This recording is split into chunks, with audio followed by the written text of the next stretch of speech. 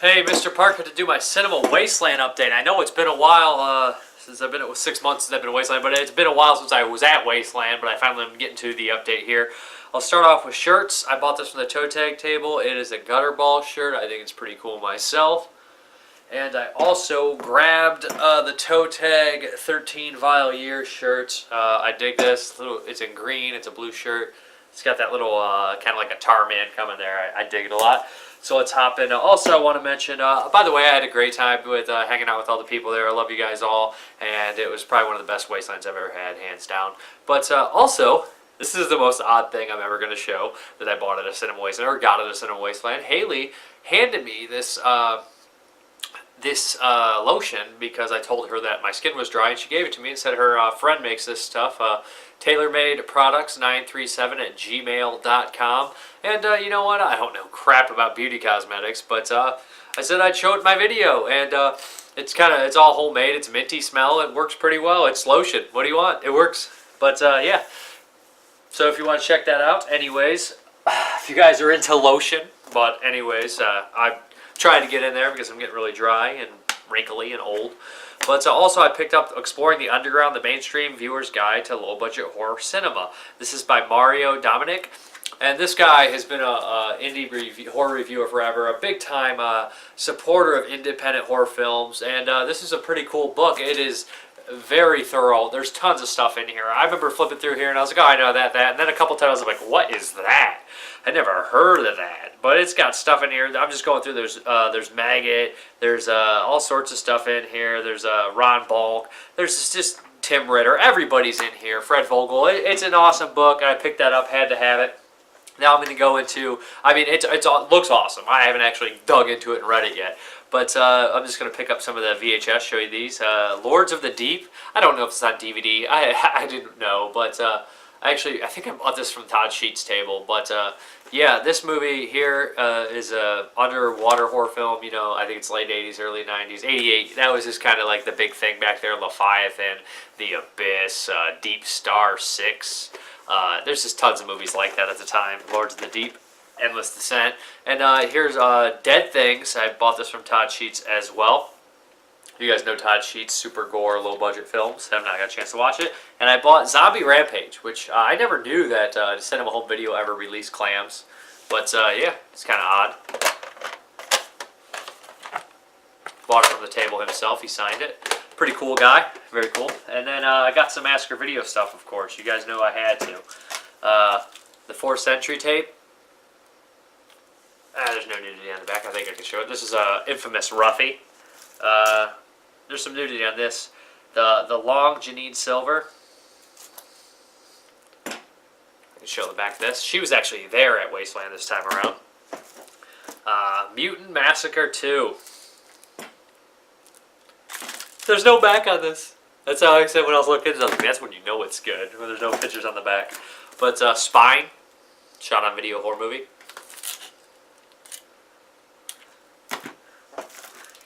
Evil in the Woods.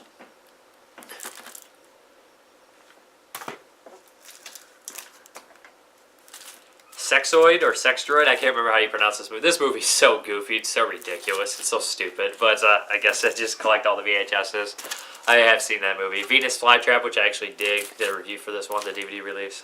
There's some nudity there. Alien Beast. And Burnt House was supposed to be released there. I reserved myself a copy with the man himself. And let's go right into the Blu-rays. Awkward Thanksgiving, which I picked up from Henrique's Koto's table. I picked this up. You know, I've seen a lot of his horror films. This is not necessarily a horror film. He's kind of dipping into other genres. And this had a bunch of people I knew. Aaron Ryan, Haley Madison, Joni Durian. And you know, so I picked it up and checked it out, and it's kind of unique. I'm not sure how I necessarily feel about it. It's not necessarily my type of film.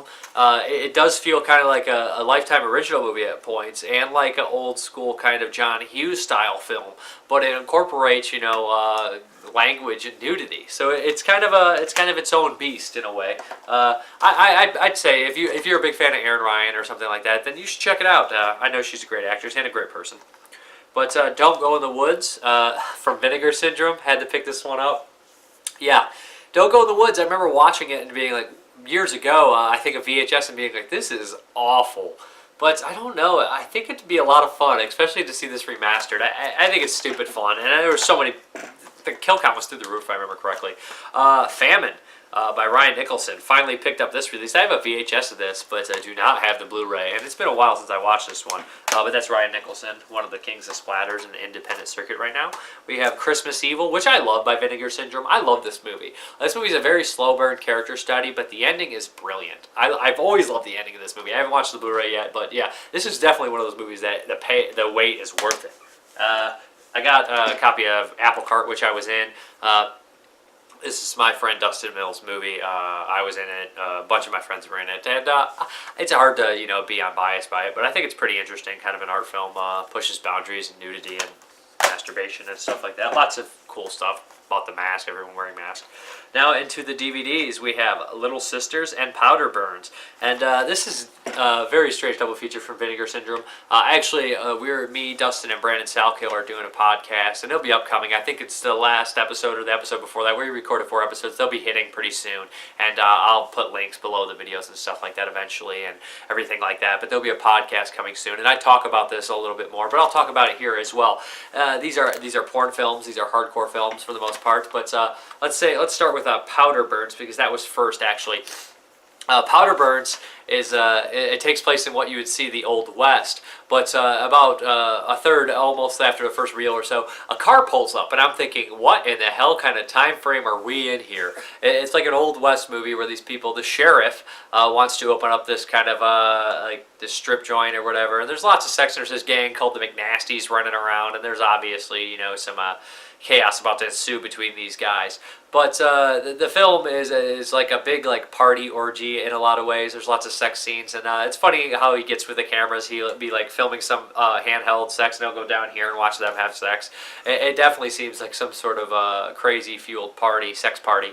But it's funny that they put narration over the film to kind of patch it together. There's some comedic moments in this, and this one's definitely less harsher and more softcore, I guess you'd say, more lighthearted and funny than Little Sisters. Little Sisters is a really bizarre movie. I want to say, I made a joke earlier. I was talking to the guys who released this movie, and I said, man, that movie seemed like if the world had ended at the Cold War and the 70s was some sort of post-apocalyptic weird world where everybody's living in the woods and random things like that. Almost every character in this movie is out to rape somebody or do something bad.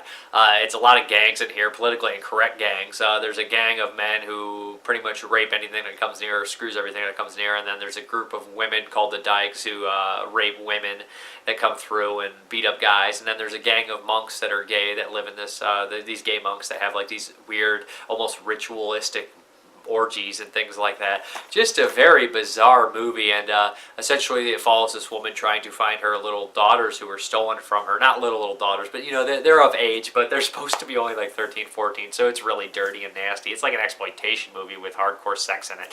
And essentially these they're kidnapped by the gang. The gang sets it up to look like the Dykes did it, and she has a run-in with all these gangs and things like that. And the very ending is just completely ridiculous. The final reel is so weird and almost stupid and just crazy.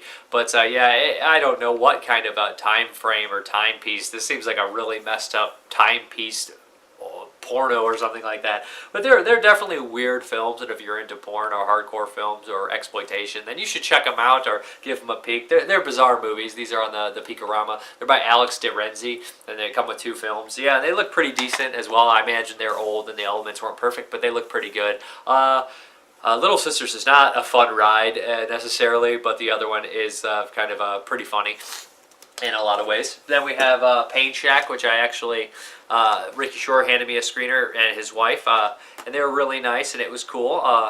Marissa and Alex, and I watched this, and this is pretty funny. It's off his YouTube show, and what they did was they edited a bunch of these episodes he had together to make a film, which is what their intent was, I believe, in the beginning. And essentially, what happens is it's kind of like a meta in a way, and it's very bizarre. Ricky Shore, this guy gets obsessed with Ricky Shore, and he wants to become him and things like that. And he starts obsessing over this YouTuber and going completely insane and taking it out on his family and his little kid and stuff like that. But Pain Shack is really bizarre and funny and kooky and just schizophrenic altogether. But Bulldog for Christmas I picked up. I've not got a chance to watch this. Again, know a big chunk of the cast in this one. This is another Henrik movie. Again, not necessarily up my alley, but I wanted to check it out for sure because I support local films and a lot of the local talent involved with it. Then we have The Toxic Retards. That's such a politically correct title, right? But this looks completely bizarre and very, very weird movie here. Then we have Through the Looking Glass. I believe this is some sort of semi-bootleg style film. Through the Looking Glass. This is supposed to be like a classic porno film. And I heard this one was pretty good. This is the one they recommended me at the table. Then we have Sexandroide, the DVD. Of course. This movie is so ridiculous. I don't know if I could recommend this movie. It is bizarre if you want to see some weird things going on. Then we have S.O.B, Summer of Blood. Which I guess Toe Tag did the special effects on there, which is really cool stuff. And this is released by Dark Sky Films. This looked like a fun comedy. I've been wanting to see this one. I'm glad I finally got it now. They had it there, and I was like, awesome. Captain Z and the Terror of the Leviathan. This is by Steve Radusky. I always say his last name wrong. I have terrible pronunciation skills. But regardless, yeah, he directed the Super Task Force 6, is it? Or 6 or 5. And some other things like Everyone Must Die. And this is one of his newer films, and it looks fun. So I can't wait to watch that one. And he also released another one I grabbed. Where is it? Where is it? Let me find it. Here it is. Red Christmas, which I actually picked up as well, and I don't know much about it. We got Kill Granny Kill, which looks very fun, very, very silly. What else do we got? The Muthers for Vinegar Syndrome. Lots of Vinegar Syndrome and Massacre video stuff. But that's usually where I pick my stuff up. I don't really wait. I just don't order it. I just buy it all there in bulk. And we have some other ones. I had so many of the regular DVDs and film releases and things like that. I ended up going to like the exploitation and porno films because I was just looking for stuff that I hadn't seen yet. Wanda Whips Wallstreet. Wes, my buddy Wes from Bloodsprayer, I was like, what do you recommend at this table? He's like, you got to see this one. So I grabbed that one. And that's the one I guess I'm going to see. Also, Wes really recommended this one, Boys in the Sand, by the same director who did The Bijou, which is a really bizarre gay porno, kind of surreal and really artsy and stuff like that. And yeah, why not? I'm all for any well-made film, porn, non-porn, music. I'll watch anything, give it a spin. But I just prefer, you know, the horror and exploitation is my favorite genre, or old action movies and stuff like that. But Male Chauvinistic Pig. This also they recommended. I think I can show the back here. I don't think there's any nudity, but yeah, this also looked very bizarre and very weird. But I believe that is everything I picked up. I have some just flyers sitting around here and stuff like that. Revenge is her middle name, which I'm really looking forward to, and this big old book. But anyways, I think that's everything I have. I just there'll be a regular update later on. But just want to thank everybody for having a great time, for doing a great Wasteland, and I'll see you guys all in October.